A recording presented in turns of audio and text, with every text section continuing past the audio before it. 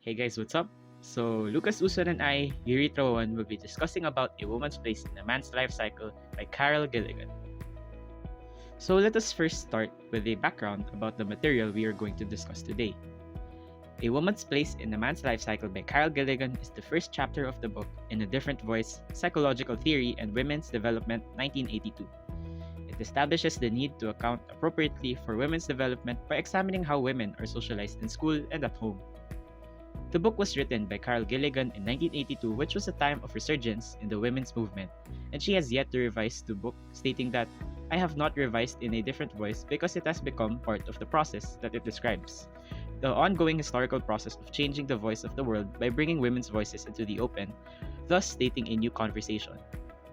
Furthermore, this material debunks the human life cycle and how females deviate from the evaluative and objective biases in studies. But who is Carol Gilligan? She is a professor of education at Harvard University, professor of humanities and applied psychology at New York University, and was a visiting professor at the Center for Gender Studies and Jesus College at the University of Cambridge until 2009. She is an American feminist, ethicist, and psychologist, best known for her work on ethical community and ethical relationships. She is a person who concentrates on issues in psychology and has made important contributions to the theories concerning the ways in which women develop differently from men from childhood to adulthood. Her works have involved various aspects of psychological development, but one important focus has been the development of the individual's moral nature. In talking about these issues, she has examined the work of some of the world's most important psychologists such as Sigmund Freud, Jean Piaget, Erik Erikson, and her own teacher Lawrence Kohlberg. As she demonstrates in her discussion, the work of these men in establishing parameters of social and moral development depended almost entirely on studying boys and not girls. Gilligan suggests that the differences in early development between boys and girls make the observations of these psychologists as of limited value. Gilligan's book In a Different Voice, Psychological Theory and Women's Development, 1982, was the result of many years of research on the ways in which women treat the relational aspects of life differently from men, in part because of the different ways in which girls and boys are raised. Now let us move on to discussing about the contents of the material A Woman's Place in a Man's Life Cycle itself. The Cherry Orchard by Anton Chekhov. A Woman's Place in a Man's Life Cycle starts off by showing the difference between the perspectives of men from women due to the conceptions of the human life cycle. Now, what are the conceptions of the human life cycle? Conceptions of the human life cycle basically represent attempts to order and make coherent the unfolding experiences and perceptions, the changing wishes and realities of everyday life. Here, Gilligan talks about an excerpt from the second act of The Cherry Orchard, wherein Lopahin, the male protagonist, states that at times when I can't go to sleep, I think, Lord, thou gavest us immense forests, unbounded fields, and the widest horizons, and living in the midst of them, we should indeed be giants. While Madame Renevskaya replies to Lopahin about the image of man as giants with, "You feel the need for giants. They are only good in fairy tales. Anywhere else they only frighten us." Their different judgments as a man and as a woman about the image of man as giants imply their different ideas about human development, their different ways of imagining the human condition, and different notions of what is of value in life. This is a good introduction before she debunked the classics, studies, and psychologists' theories in this chapter of her book about the differences of male and female perspectives on human development, their different ways of imagining the human condition, and different notions of what is of value in life. So now, let us move on to the part where she debunked the classics, studies, and psychologists' theories. At a time when efforts were being made to eradicate discrimination between the sexes and search for social equality and justice, the differences between the sexes are being rediscovered in the social sciences. Discovery occurs when theories formerly considered to be sexually neutral in their scientific objectivity are found instead to reflect a consistent, observational, and evaluative bias on the male model spectrum. Even the presumed neutrality of science, like that of language itself, gives way to the recognition that the categories of knowledge are human constrictions.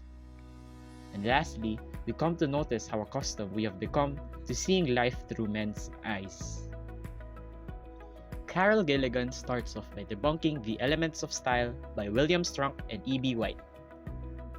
The Elements of Style by William Strunk and E.B. White is an American English writing style guide composed in 1912, and Gilligan called this an apparently innocent classic.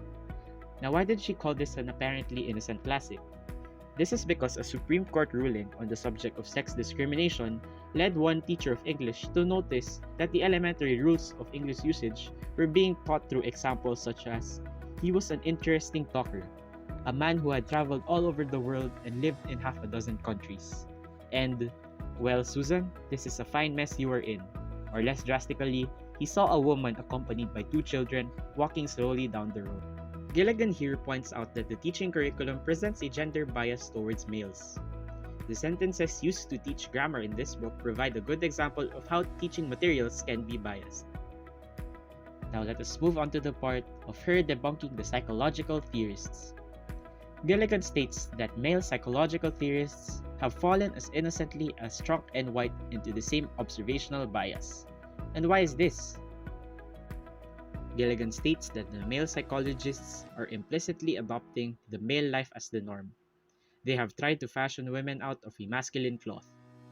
An analogy to this is the story of Adam and Eve, wherein if you make a woman out of a man, you are bound to get into trouble. In the life cycle, as in the Garden of Eden, the woman has been the deviant. She adds that majority of male writers present a bias in their writing since they do not represent a female's persona accurately.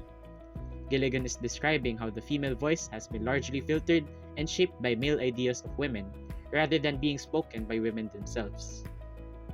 She first debunks Sigmund Freud, who was mainly known for his study on the Oedipus complex. Gilligan states that the penchant of developmental theorists to project a masculine image, and one that appears frightening to women, is something that dates back to Sigmund Freud's study in 1905. Freud was known for his theory of psychosexual development around the experiences of the male child that culminate in the Oedipus complex.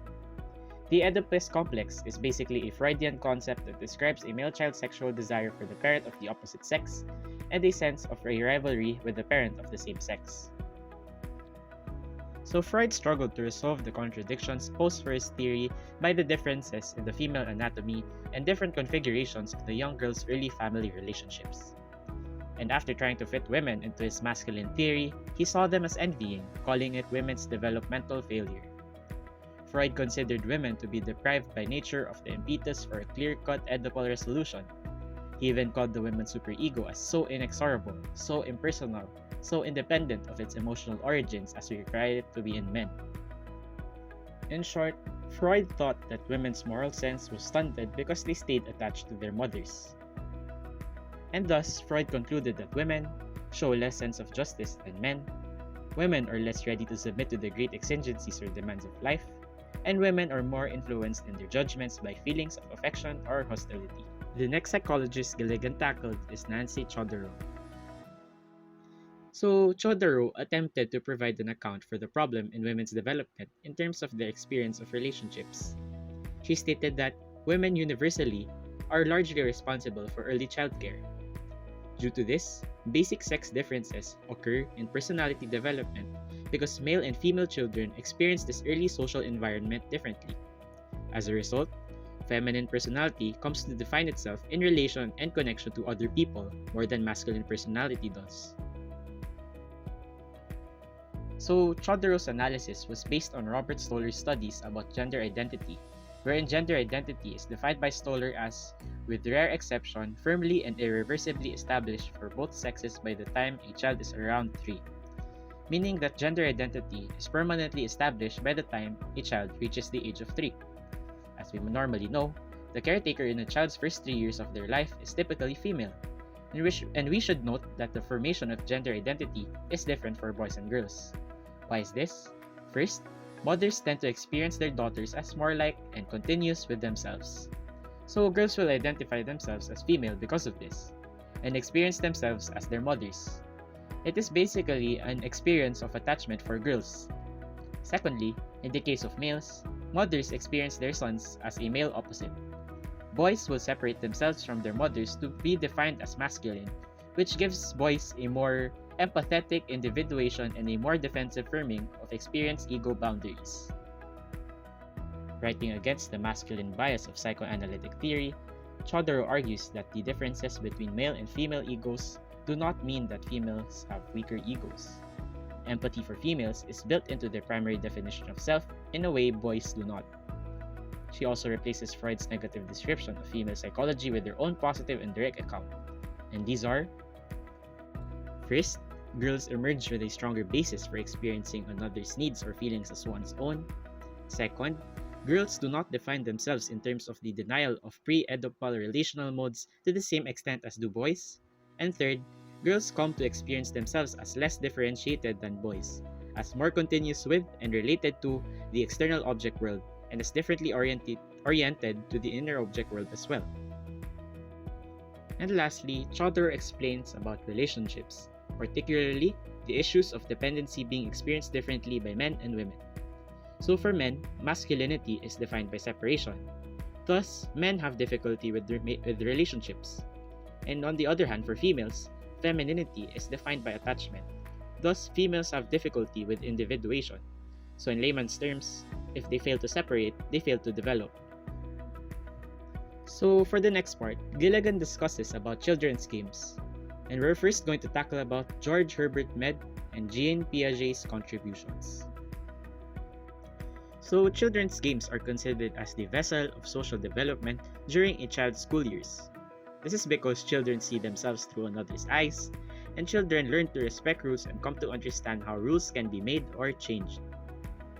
On to the next part, Gilligan tackled Janet Lever. So Janet Lever set out to discover whether there are sex differences in the games that children play.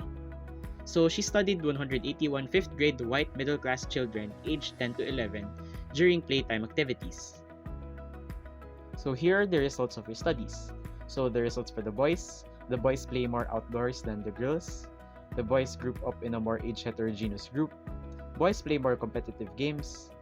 The games last longer because of the higher skill level required, which made the games less boring. And the boys were able to resolve the disputes more effectively than girls. So basically, the boys enjoyed the legal debates as much as the game itself. And for the girls' results, disputes were less likely to occur. The games ended when the disputes arise, and moral lessons appear to be less because their games were just mostly comprised of jump rope and hopscotch. And because of this, competition is indirect since a person's success doesn't mean a person's failure. So Lever extends and corroborates the observations of Piaget in his study of the rules of the game. So Piaget sees girls as more pragmatic and tolerant towards rules. Girls are willing to make exceptions and are more easily reconciled to innovations. So in the legal sense, which Piaget considers essential to moral development, is far more or less developed in little girls than in boys. Bias is seen for the male model as the better one because Lever states that it fits the requirements of modern corporate success, while the female model doesn't because their play develops sensitivity and care for others, which have little market value and can even impede professional success. Lever implies that, given the realities of adult life, if a girl does not want to be left dependent on men, she will have to learn to play like a boy.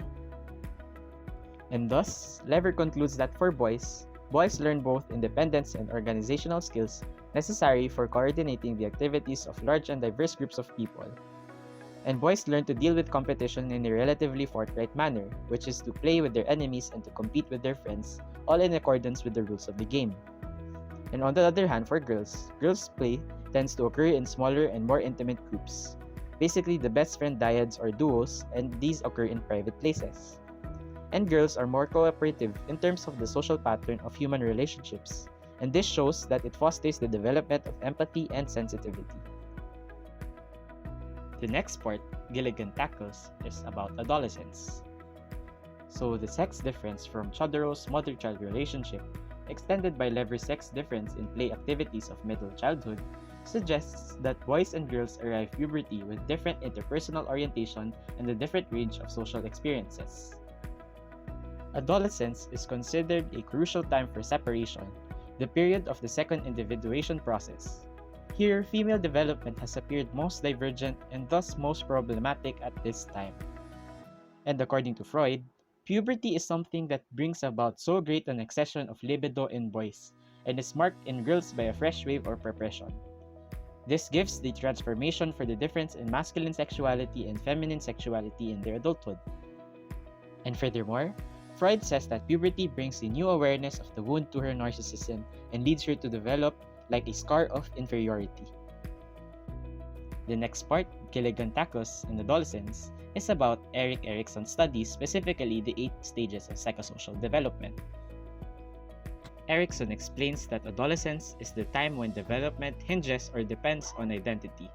Girls arrive at this point in time either psychologically at risk or with a different agenda. Gilligan puts to focus the 8 stages of psychosocial development of Erik Erikson. So adolescence is the 5th stage of development where a person must forge a coherent sense of self to verify an identity that can span the discontinuity of puberty and make possible the adult capacity to love and work. The first stage is infancy, where the focus is on trust and mistrust. And we can find the other stages on the right as well as the descriptions.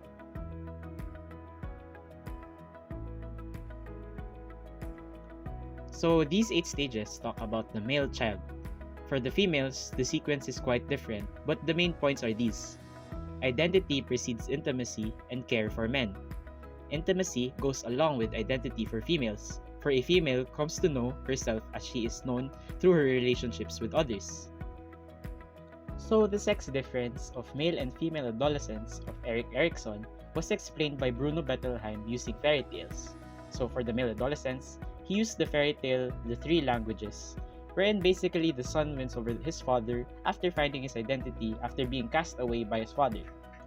So in short, in adolescence, male must first be able to find their identities. On the other hand, for female adolescents, Bettelheim used the fairy tales Snow White and Sleeping Beauty. So basically, the heroines wake up to marry the prince and live happily ever after. And these stories are intertwined with intimacy going along with identity when it comes to female adolescents. And lastly, Bettelheim also used Maxine Hong Kingston's Woman Warrior, wherein he explains that active adventure is a male activity, and that if a woman is to embark on such endeavors, she must at least dress like a man.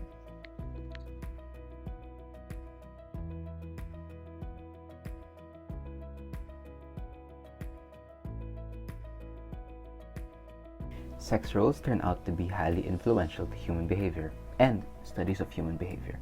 Specifically, in studies, the differences between men and women behaviorally are recognized as different, but there needs to be a point of reference. So therefore, men basically became the point of reference. Women were not seen as women were seen as away from the normal.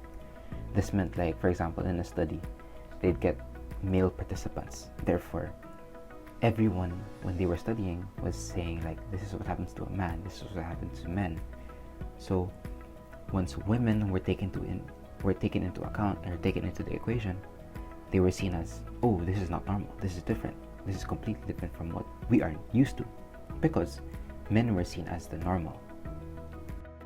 In relation to competitive achievements, women are seen to show more anxiety towards achieving things.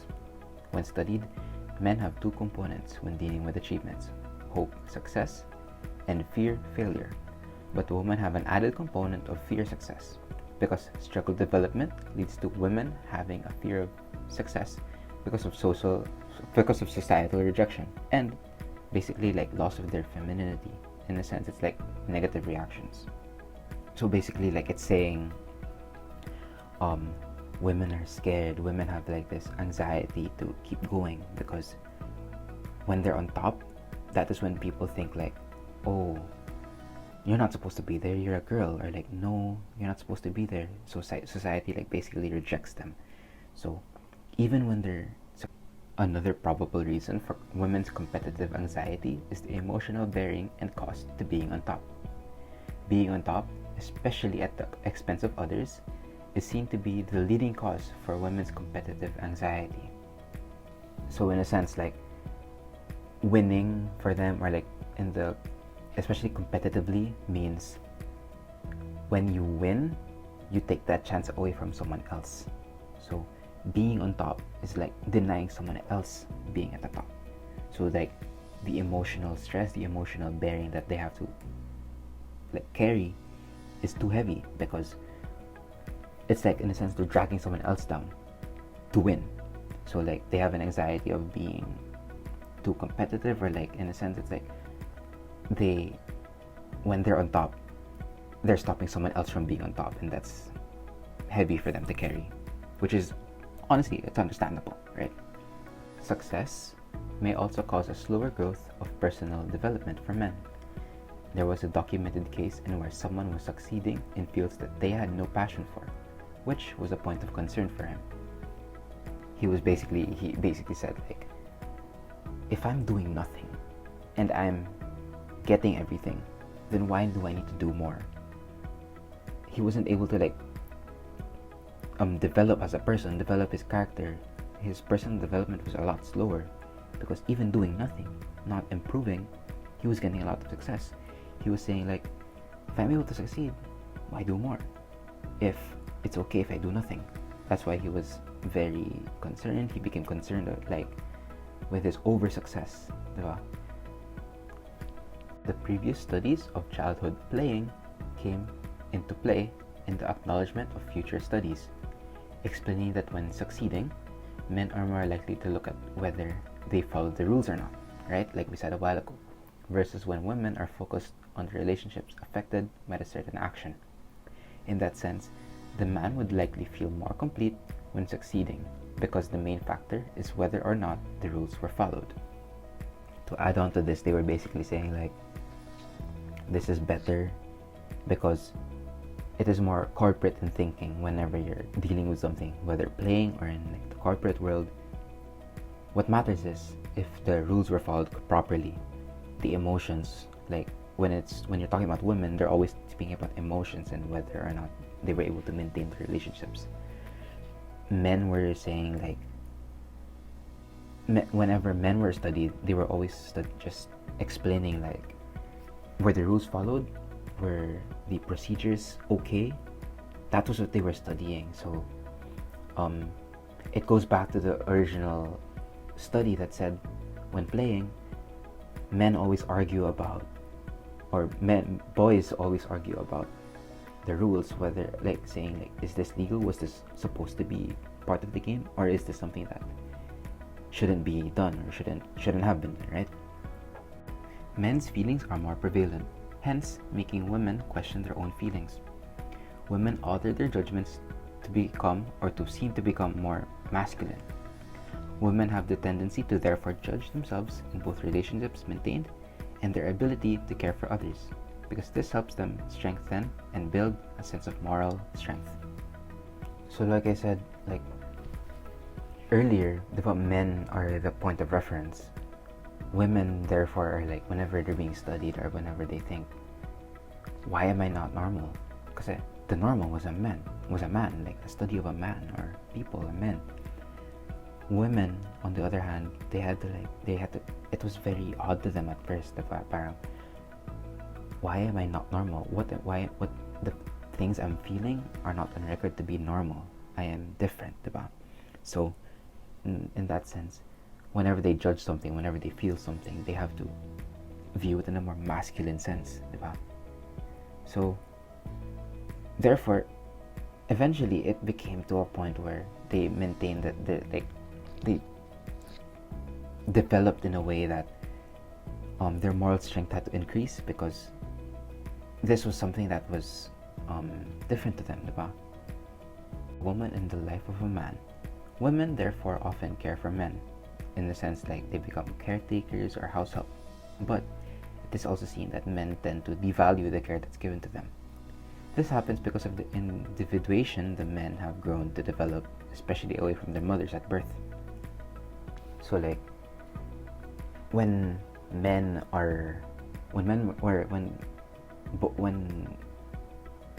people are babies, diba? When guys are babies still, boys, they naturally see themselves and their mother, they naturally see themselves as different, because one is a guy, one is a girl. So later on in the future, that growth away from the mother is still seen when they're cared for, whether it be house help, nurses, or caretakers. They stray away from that caring because they want to keep themselves separated, different. just like they did when they were younger with their mothers. The qualities seen as essential for adulthood are all connected to masculinity, like autonomous thinking, clear decision making, stuff like that, and therefore are not necessarily associated with the feminine person or feminine self. Although this shows another side of adulthood, explaining that it is basically like unbalanced, like favoring being more independent or more masculine. This goes along with what I was explaining a while ago, like the corporate world or like the business world is always just the qualities of men being able to be alone, being able to decide properly alone, because that is what's important. But that's why it was like explaining adulthood is much easier or much more simple for people who are more masculine. So most probably those are the guys. Men's development of intimacy and caring comes much later in life, whilst it comes to women at the very beginning. This made the psychological study and development of women obscured because it was boiled down to being instinctive. Parang when they were intimate or whatever or caring, it was always instinctive to them and not necessarily developed. A paradox lies in Freud's earlier study explaining that the goodness of women and their traits also lead to their deficiency in moral development, because moral development is measured through individuation.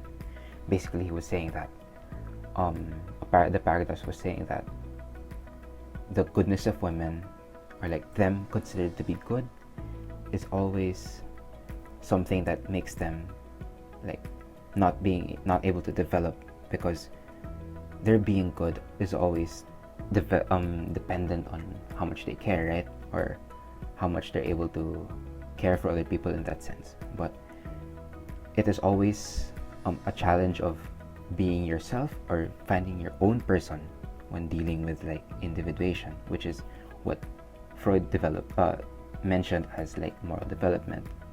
So women being a quote unquote good leads them away from being able to morally develop. So that was the paradox. A newer development in the structure of which morality is built, which explained that the development of morality is dependent on their responsibilities and relationships, similarly to that of the adherence to the rules. With that being said, this is why the study of men's morality can prove to be inconclusive, because of the possibility that women have different perspectives to bring along. Basically, this is saying like, the new study was saying like, morality is actually built on the responsibilities and relationships you have. Therefore, saying like, we cannot study only men's morality and only women's morality, because depending on their roles and the relationships they built and have, that is how they expand, that is how they develop in their moral state. So studying only men and or only women will not lead to a conclusive or like a totality of results. So with that being said, women are basically tasked to stick close to the life cycle, specifically in the man's life cycle. Women are told to protect and develop and help with the man's separation and individuation, because we were explaining like a man develops through separation and individuation away from the mother. A woman's task is to always still care and always like follow the responsibility of being in the life, because they don't necessarily have to stay away, or they don't necessarily have to separate away from their mother when they're a child. So to end it, these are our conclusions and insights. So this basically became a way for women to explore and see life in different ways, allowing themselves to scrutinize the male-dominated psychological studies. Many women value mutual understanding or an exchange of ideas, etc. So women normally value a sense of understanding and a mutual exchange of ideas. This is connected to the studies that show that like women, or it shows women's want to keep strong relationships. The paper was able to investigate and study the level of importance of relationships, because the relationships were more centered towards women and not men. So this paper was able to show how important relationships are. Many of the male psychologists we found were not necessarily open to introducing the dual perspective of women being quote unquote equally different, because it showed like there was always a paradox, or they didn't want to allow for women to be part of the conversation. The way Carol Gilligan expounded on the findings made a clear differentiation and distinction between how men and women perceive themselves. So with that being said, thank you.